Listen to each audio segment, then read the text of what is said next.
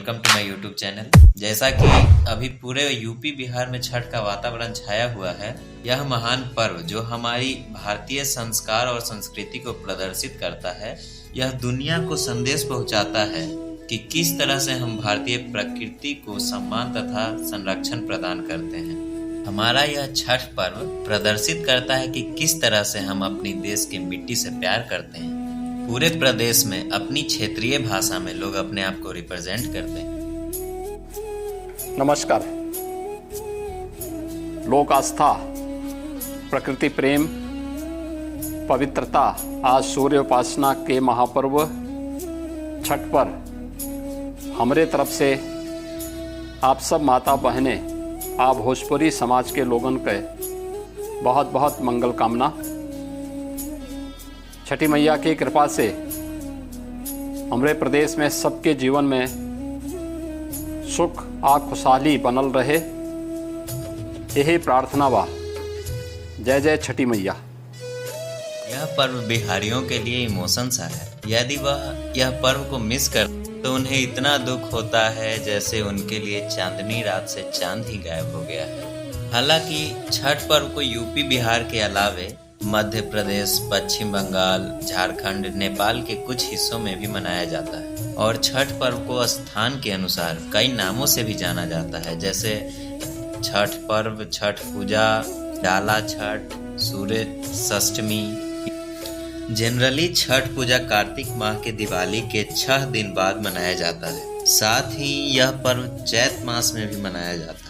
Mainly इसमें हम उगते हुए सूर्य तथा डूबते हुए सूर्य की उपासना करते हैं तथा साथ ही ब्रह्म वैवर्त पुराण के अनुसार देवी के रूप में छठी मैया, प्रकृति की देवी जो सूर्य की बहन मानी जाती हैं, उनकी उपासना करते हैं। पुरुष और महिला उपवास किए हुए किसी तालाब या नदी के किनारे जाकर मौसमी फलों के द्वारा सूर्य देव को अर्घ्य देते हैं। छठ पूजा के दौरान सफाई भी गलियों, सड़क, घर, नदी, तालाब की सफाई देखकर ऐसा प्रतीत होता है मानो स्वर्ग से देवों का वास पृथ्वी पर निवास करने वाला है।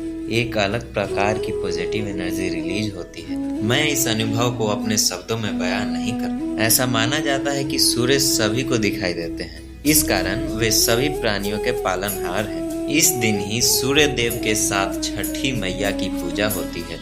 वैदिक एस्ट्रोलॉजी के अनुसार छठी मैया बच्चों को बीमारियां तथा समस्याओं से दूर रखती है तथा हमें लंबी उम्र और अच्छा स्वास्थ्य प्रदान करती है। कुछ ज्ञानियों के अनुसार छठ पूजा प्रारंभिक वैदिक काल से ही चली आ रही है, जहां ऋषि मुनि कई दिनों तक उपवास रखते थे और ऋग्वेद के मंत्र के अनुसार पूजा करते थे। ऐसा माना जाता है कि छठ पूजा सूर्य पुत्र अंग देश के राजा कर्ण के द्वारा भी किया जाता था, जो बिहार के आधुनिक क्षेत्र भागलपुर में है। साथ ही ऐसा माना जाता है कि पांडवों तथा द्रौपदी ने भी अपने जीवन से बाधाओं को दूर करने के लिए छठ पूजा की थी। इसलिए पूर्वांचल के लोगों के लिए छठ एक महान पर्व बन गया। कुछ कथाओं के अनुसार मनु स्वयंभू के पुत्र राजा प्रियव्रत बहुत दुखी थे क्योंकि उन्हें कोई संतान नहीं था। महर्षि कश्यप ने उन्हें यज्ञ करने को कहा। उनके आदेशानुसार पुत्र प्राप्ति हेतु यज्ञ किया गया। इसके बाद रानी मालिनी ने एक पुत्र को जन्म दिया, लेकिन दुर्भाग्य से वह शिशु मृत पैदा हुआ। इससे राजा और उसका परिवार दुखी हुआ। तब माता षष्ठी स्वयं आकाश में प्रकट हुई। तब राजा ने उनसे प्रार्थना की तो षष्ठी मैया ने अपना परिचय माँ पार्वती की षष्ठी स्वरूप के बारे में दिया और बोली, मैं दुनिया के सभी बच्चों की रक्षा करती हूँ और सभी निसंतान माता पिता को संतान का आशीर्वाद दे। छठ के पहला दिन को नहाय खाए के नाम से जाना जाता है।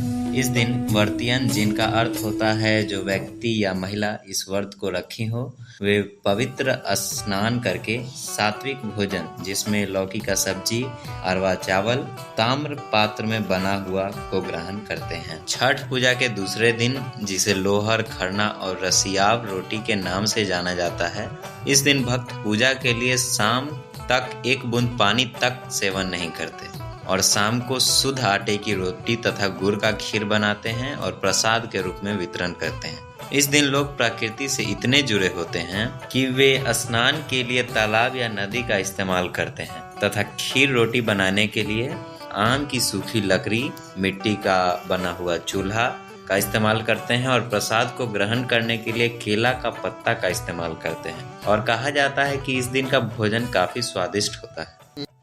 इसके पीछे साइंटिफिक रीजन भी है, जिसके अनुसार खाद्य पदार्थ में उपस्थित पोषक तत्व को जितना धीरे धीरे और कुछ समय लगाकर बनाते हैं वे ज़्यादा टेस्टी भी होते हैं। क्योंकि जब हम कार्बोहाइड्रेट के मॉलिक्यूल्स को धीरे हीट देते हैं तो वो खाद्य पदार्थ में उपस्थित मॉलिक्यूल जैसे कार्बोनाइल्स ग्रुप और एमीन के साथ हाइड्रोजन बॉन्डिंग बनाने का मौका मिल जाता है, जिससे धीरे हीटिंग के कारण कार्बोहाइड्रेट वाष्प बनने के स्थान पर अपना प्रॉपर्टी कायम रखता है। यही कारण है कि मिट्टी और कांसा, पीतल के बर्तनों में बने खाद्य ज्यादा स्वादिष्ट होते हैं as compare to steel aluminium. एक तो ये एलपीजी गैस द्वारा हाई अमाउंट ऑफ हीट लेते हैं और उष्मा का अच्छा सुचालक होने के कारण कार्बोहाइड्रेट के मॉलिक्यूल को ब्रेक करके वेपोराइज कर देते हैं। बट यही चूल्हा और मिट्टी या कांसा का बर्तन यूज करने पर उस क्रिया का विपरीत प्रभाव होता है। छठ के तीसरे दिन, जिसे संध्या अर्घ के नाम से भी जाना जाता है, इस दिन सभी भक्त हाथ से बनाया हुआ बास्केट, जिसे क्षेत्रीय भाषा में दौरा बोला जाता है, उसमें फलों को पैटर्न से सजाकर शाम के समय नदी या तालाब के किनारे जाकर सूर्य देव को अर्घ देते हैं। शाम के समय सूर्य से आने वाली ज्यादातर किरणें लाल होती हैं और लाल किरणों का वेवलेंथ ज्यादा होता है और हमारी कोशिका का माइटोकॉन्ड्रिया इसे एब्जॉर्ब करता है तथा कोशिकाओं की मरम्मत का कार्य करता है, जिससे मुहासे तथा जैसे प्रॉब्लम का सफाया हो जाता है। आज इसी कॉन्सेप्ट पर रेड लाइट थेरेपी जैसे मेडिकल ट्रीटमेंट दिया जाता है। इससे त्वचा को सुंदर बनाया जाता है।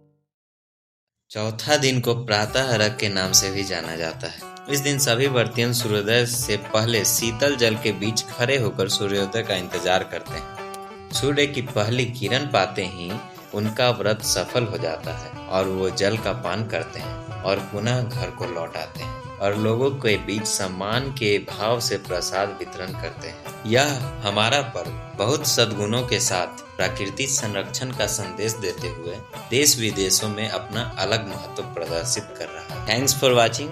जय सूर्यदेव, जय छठी मैया, जय बिहार।